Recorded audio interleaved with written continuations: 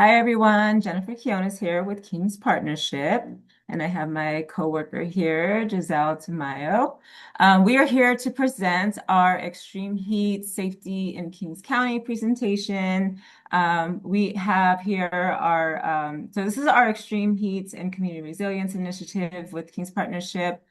Before we begin, I wanted to just briefly explain why we are doing this presentation. So about a year and a half ago, King's Partnership, we began this initiative. And of course, we know like extreme heat is a growing safety issue here in Kings County. The temperatures are definitely rising as we speak.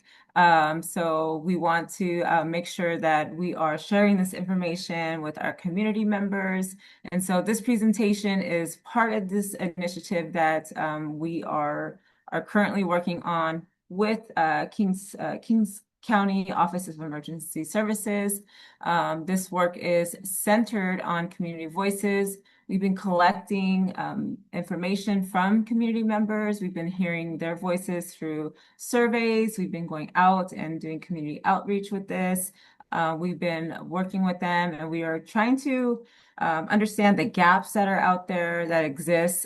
This effort is also being done in partnership with other CBOs, and we have our work groups that meets monthly, where we have the CBOs plus the Office of Emergency Services, where we're working together. And we are currently creating a draft with the information from community members.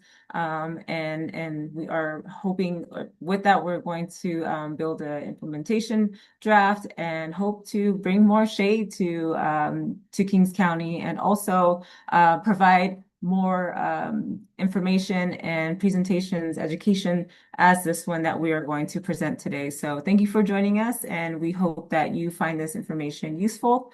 And yeah, so we are going to get started. All right, Giselle, go ahead. I'm sorry, we'll go ahead and this is the things that we're going to go over today. We are going to go over heat risk and symptoms, who is most at risk, how to stay safe and cool, and then some cooling options and tips, and then emergency prep and kits. And also before I move on, I want to also mention that a lot of this presentation also came out of the surveys that we got back from community members, those gaps that we heard, the things that they were not aware of, we were able to put it into this presentation to make sure that they do know and that we are able to educate community members on. And so we hope that this brings more awareness. So I'm going to hand it over to my coworker, Giselle. All right. Thank you so much, Jennifer. Yeah, so why this education, why this topic matters, as Jennifer mentioned in the introduction, summers here in Kings County are getting hotter and lasting longer. I remember when I was younger and experiencing summers here, I grew up here in the valley, and I never experienced it to this degree, how it is, in current days. So what used to be, again, a few very hot days is now turning to extended heat waves. And with that, turns into more stress on our bodies and on our communities as well. So with heat illness, that's something that can happen extremely quickly and sometimes without much of a warning. So, 1 second you may feel fine, and then the next moment you suddenly feel dizzy, weak, or confused. And that's why awareness is important, trying to always keep ourselves healthy and our communities healthy. So again, as Jennifer mentioned as well, we did a lot of community outreach and conducted surveys with our communities here. And based on the results from those surveys, we found that many Kings County residents said that they don't feel fully informed about heat waves and heat-related resources that we have here. So, with this data, it reveals that we need more information, more education, stronger outreach, so that everyone feels safe, families feel safe, and know how to respond when it comes to extreme heat.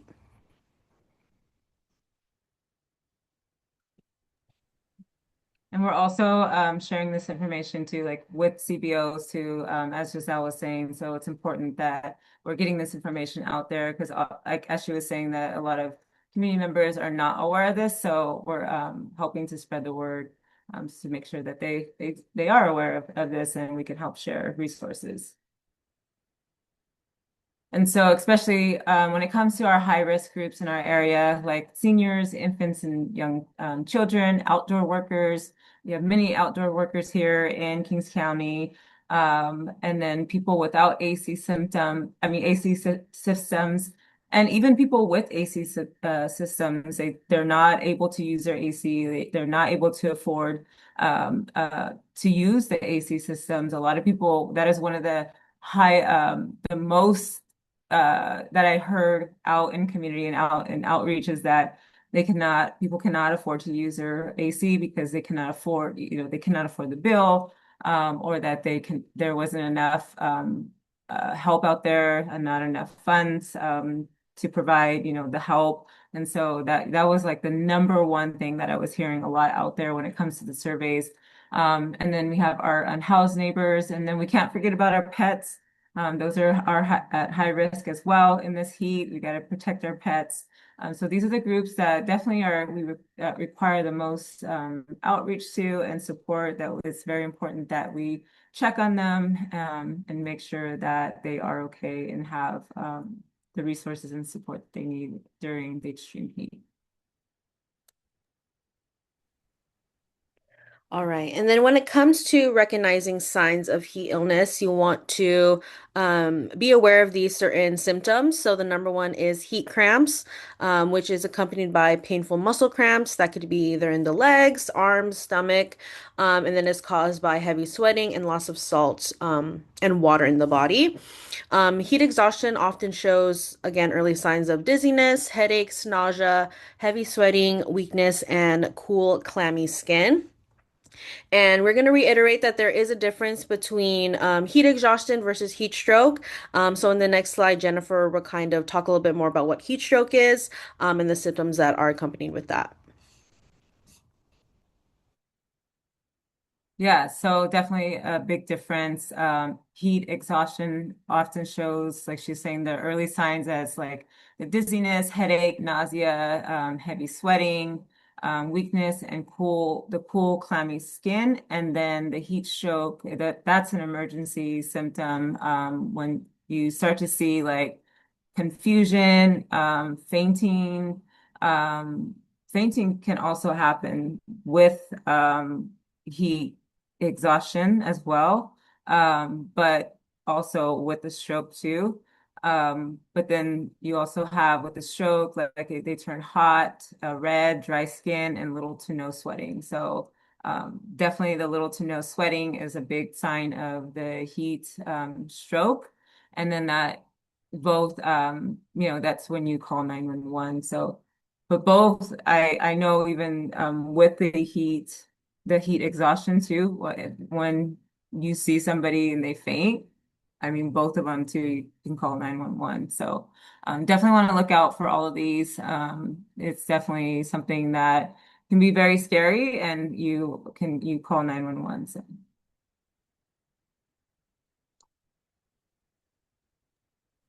And then we also want to touch on this topic, which is extreme heat and vehicle safety. We actually have a whole other presentation that touches just on this topic, because it is really important, again, to have awareness of it. So, a fact is that even on a mild day, a parked car can become dangerous very quickly. So, in just 10 minutes, the temperature inside a vehicle can actually rise by about 20 degrees. And you can imagine here we get up to 110 sometimes. So, inside the car could be, just unbearable. And what many people, may fail to realize is that most of that heat increases that happens in the first 10 minutes of being inside the car. So this means that stepping away from your vehicle for a short amount of time, if there's a child or if there's a pet inside, that puts them at very, very serious risk. So again, we want to avoid that and protect our children and our pets because they are vulnerable populations, as we mentioned in the previous slides.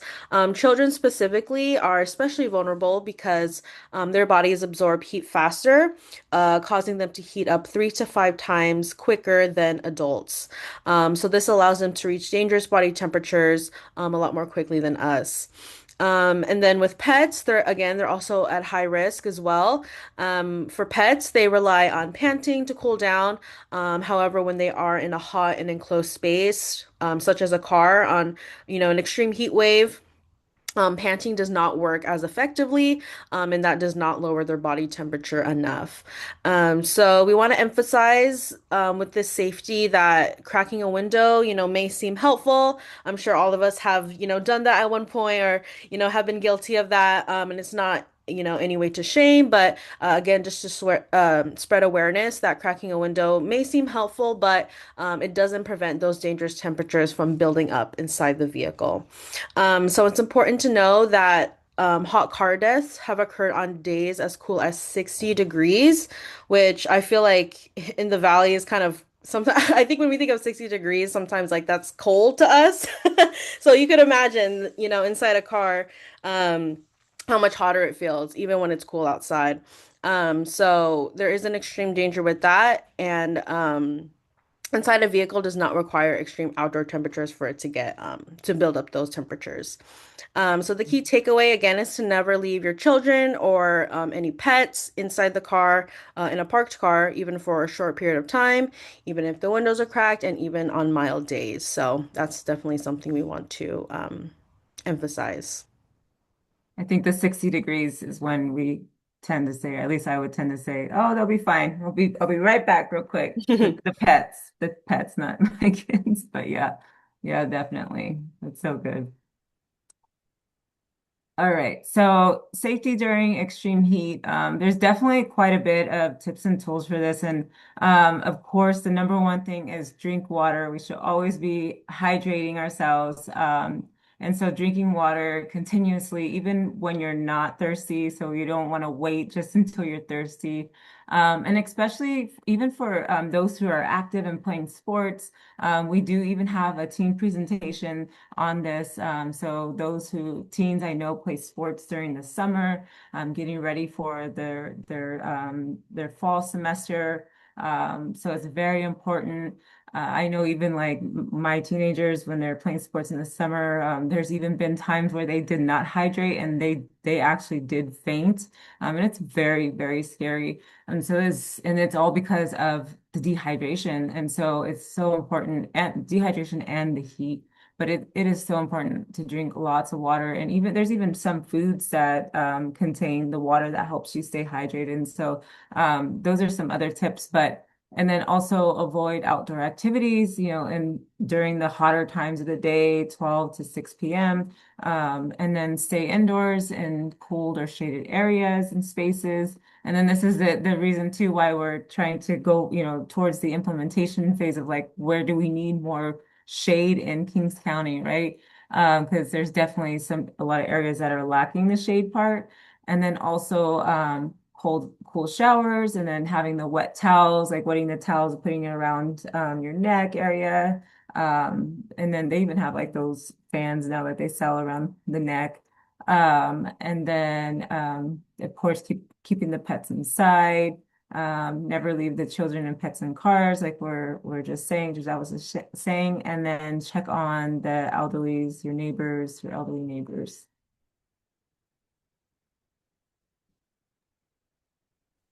All right, so here we're going to be sharing some low-cost cooling strategies that we found could be helpful. And based on, again, the surveys that we conducted with the Kings County residents, many of them stated that they do not have central air. So many households do rely on strategies such as these ones, and, window units, swamp coolers, or fans that they could utilize when we are in our extreme heat waves. So these are some simple, small changes that, either yourself, or, you could share with the community, different ways that they could keep cool in the summer. So the first one being to close the blinds and curtains during the day in your homes. Obviously, the day is the hottest part of that's when we feel the most heat. So closing the blinds there to keep the sun out. Opening windows at night to allow cooler air to circulate. You could also place a bowl of ice in front of a fan to kind of make the air a little bit cooler. Wearing lightweight and breathable clothing when you're outside. Definitely trying to stay away from wearing like black or dark clothing because that absorbs the sun a lot more. And then you could also freeze washcloths or bandanas to cool down the body. And then there's also public cooling spaces such as, libraries, malls, other community centers that you could go to keep cool. Mhm. And then, so here is actually some resources. And actually, when we went out into to outreach, a lot of our community members did not know about our cooling resources in Kings County. So OES has a list on their website, and so we took that. And this is if you click on this QR code, it will list all of the cooling centers in Kings County in both English and in Spanish. So as you click that, it should work. And then, of course, we also have our 211 local resources. And in just probably about a month or so, we should have all of this resources from our Extreme Heat and Community Resilience Initiative on that page as well. And then, of course, you can always follow us on our social media. We definitely have a lot of resources on there too, but we will provide that information at the end. But definitely our cooling centers we have all around Kings County.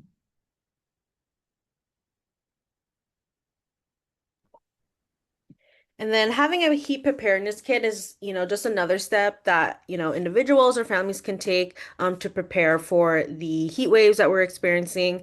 So when you hear the term heat preparedness kit, it may sound a bit complicated, but it definitely doesn't have to be. It's really just about having a few basic items before the extreme hits. That way, individuals, families, or community members aren't scrambling when it's hot. They don't feel as stressed. They could feel a bit more safe when it comes to going outside during the heat wave. So, the number one thing is definitely having water. That is the most important item, I would say, to have in a kit and just have in general, when you're out and about during the hot summer days. Not just one bottle, but enough that could last through a long day, especially if the power ends up going out, which can definitely happen when there's extreme heat waves, or there's stores that are closed.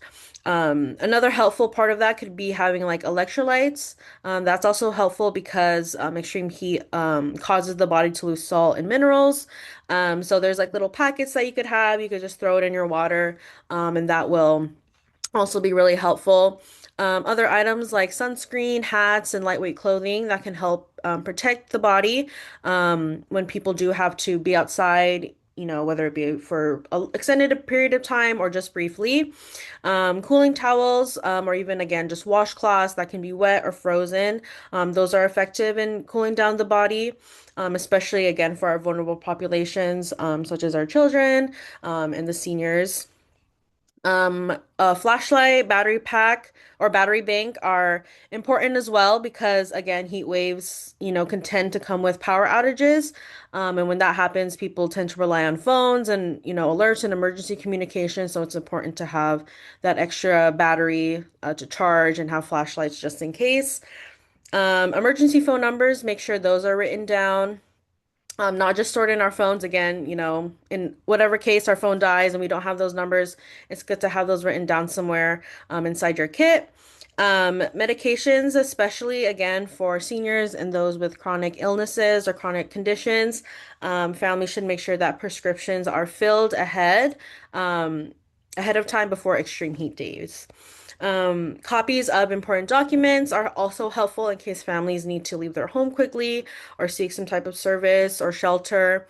And these are just a few, things that you could put in your heat preparedness kit. There are, other things you could take away from and put in, but these are just kind of like a basic list. And with this, it's just to have preparedness and reduce panic, when it comes to extreme heat, because when people are more prepared, they feel more safe, they feel more sound to make safer decisions. Awesome. And so, emergency preparedness at home. So having a plan, and like having that kit. I think, the word extreme heat is something that, definitely is new. I think this is something that I feel like is, something that we're just starting to talk about a little bit more. And I think it's great. And I think it's something that we definitely need to start talking about even more. And I'm so glad that this is we're sharing about this, and we should continue to share about it, talk about it with our families, making sure that we are checking on our neighbors, our community members, sharing this information, and again, having this plan.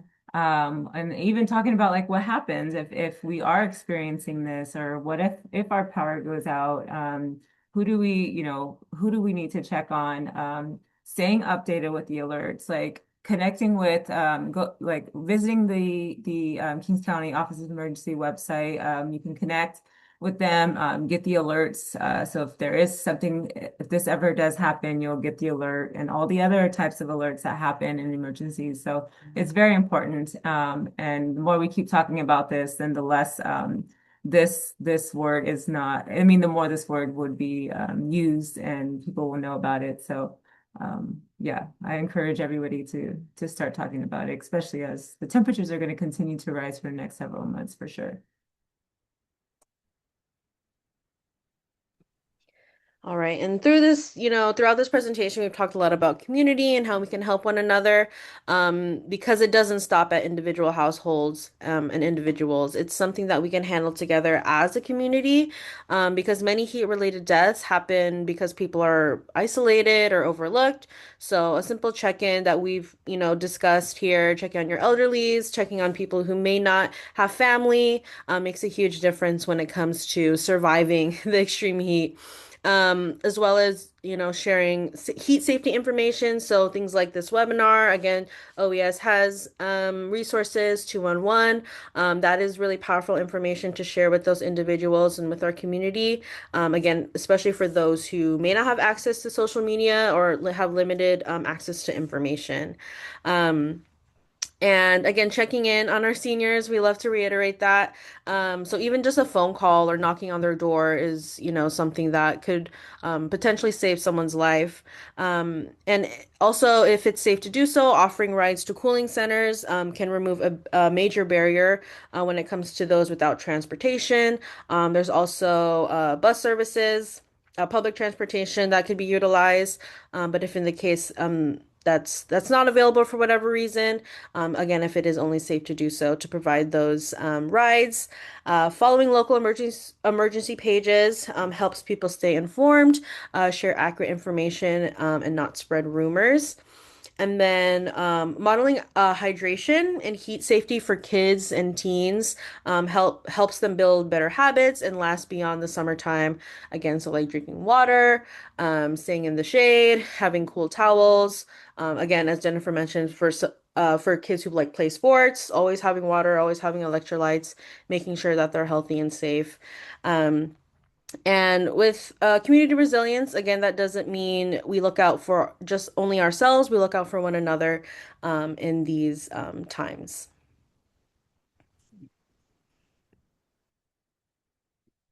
All right. And so we did close our survey recently, but there's still much that you can do to help us improve community safety.